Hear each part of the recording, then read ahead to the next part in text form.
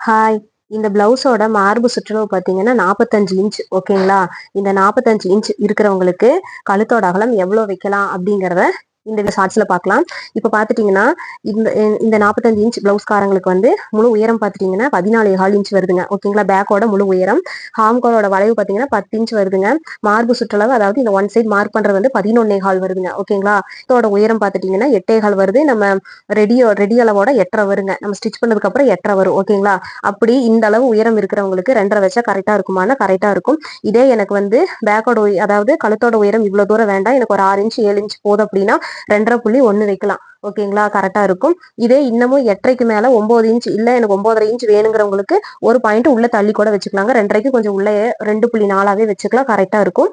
இந்த மாதிரி அளவு பிளவுஸ் 45 சைஸ் இருக்கிறவங்களுக்கு கழுத்தோட உயரம், அதாவது கழுத்தோட உயரம் என்ன அளவு வருதுன்னு பார்த்துட்டு நம்ம கழுத்தோட அகலம் மார்க் பண்ணிக்கோங்க ஓகேங்களா?